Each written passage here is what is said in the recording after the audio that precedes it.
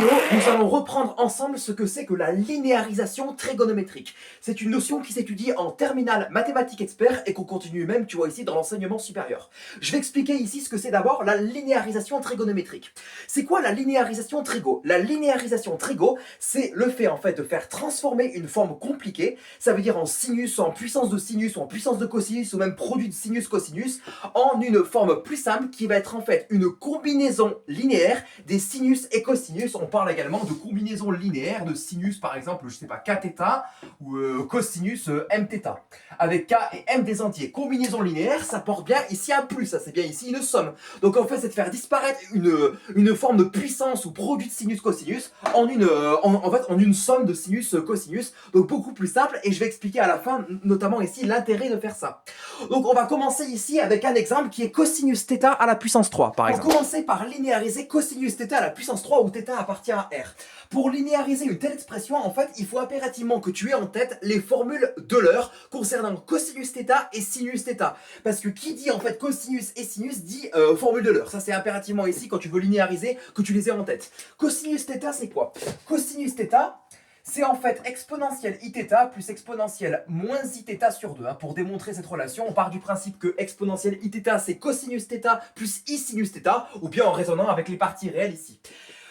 Donc cosinus θ puissance 3 c'est quoi? Et ben c'est l'exponentielle de iθ plus l'exponentielle moins iθ, le tout sur 2, le tout à la puissance 3.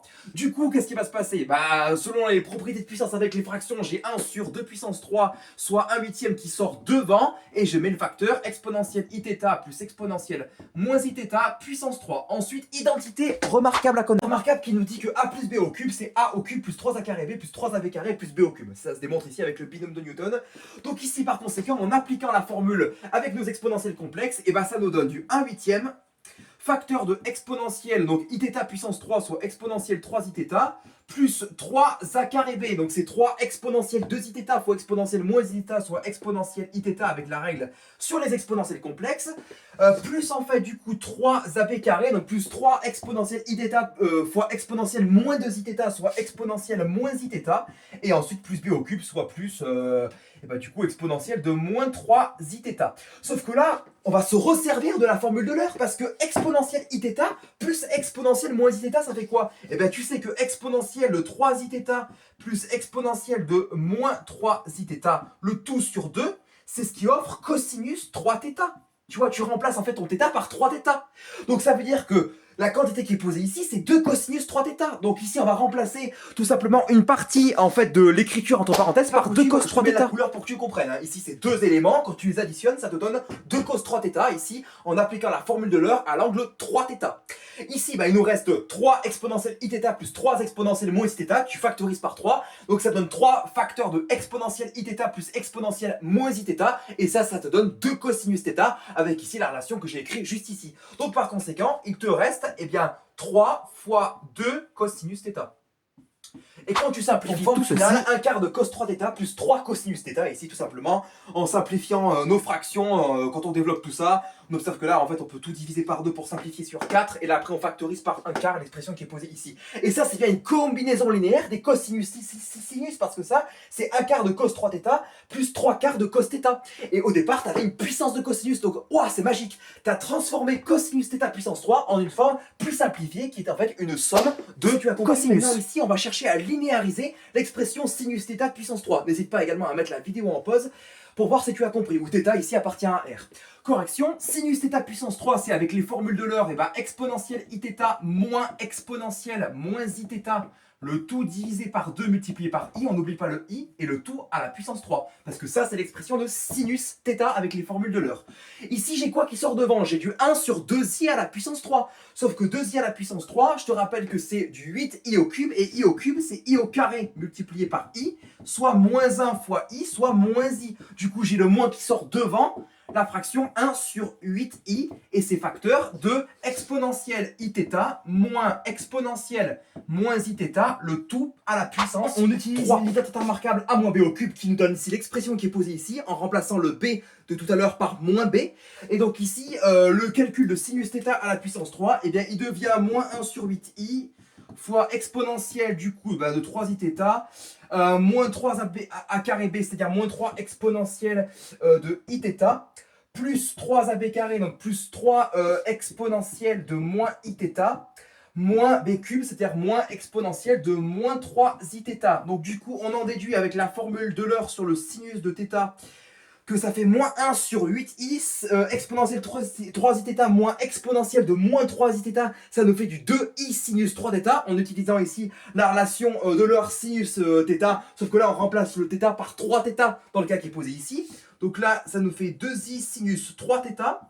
Et pour le reste, c'est-à-dire ici l'expression qui est posée ici, parce que ça, on y a déjà fait, et ben en fait, on factorise par moins 3, et en factorisant par moins 3, on obtient ici du moins 3 facteur de exponentielle iθ moins exponentielle moins iθ, sauf que ici, ce qui est entre parenthèses, ça va être égal à 2i sinus θ. Donc on obtient par conséquent du moins 3 multiplié en fait par 2i sinus de θ. Et maintenant, on simplifie comme tout à l'heure. Je développe ici, je fais apparaître du moins un quart de sin 3θ plus 3 quarts de sin θ. Et donc du coup, en factorisant par un quart, on obtient l'expression qui est posée ici. On a bien linéarisé parce qu'on a transformé une forme de sinus à la puissance 3 en une combinaison linéaire des sinus. C'est ce qui est posé ici. Moi après là, j'ai juste simplifié, mais la combinaison linéaire, elle est marquée juste ici, tout simplement avec les constantes moins un quart et 3 quarts devant le sinus. Cette méthode de linéarisation trigonométrique, et ben c'est simplement également pour le calcul d'intégrale, pour intégrer. Par exemple, tu souhaites calculer l'intégrale de 0 à pi de sinus carré θ fois cosinus carré θ dθ.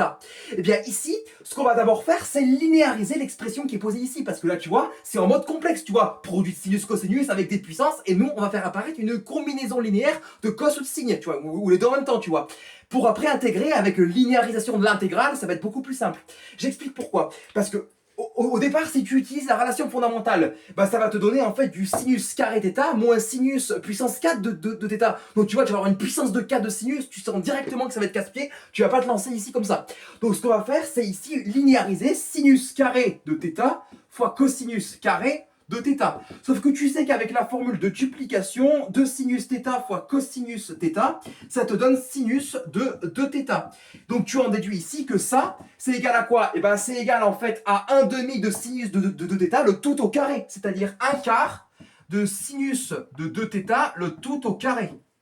Sauf que maintenant, en linéarisant sinus de x au carré, on trouve qu'on a 1 moins cosinus de 2x, le tout divisé par 2, pour x appartenant à R. Donc j'en déduis que si je remplace x par θ, j'obtiens ici du 1 quart facteur de 1 moins cosinus de 2 fois 2θ, soit ici 4θ, le tout divisé par 2, tu vois ici. Là, c'est de l'application bête. Et ça, c'est une formule généralement qui est à connaître, tu vois ici. Voilà, c'est une formule que c'est bien de la connaître, quoi.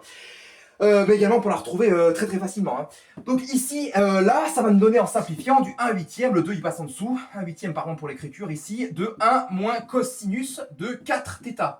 Et donc ça veut dire que intégrer ce machin-là, c'est faire l'intégrale de 0 à pi de l'expression qui est posée ici. Sauf que maintenant, ça c'est beaucoup plus simple à intégrer, parce qu'avec la linéarité de l'intégrale, on va pouvoir dire ici que voilà, c'est l'intégrale de 0 à pi de 1 huitième, dθ moins l'intégrale, etc. Tu vois. Et donc après, avec des changements de variables, u égale 4θ, voilà, je sais pas, moi après j'ai pas fait le calcul, mais tu vois ici que c'est carrément plus simple d'intégrer cette forme-là que d'intégrer cette forme-là ici.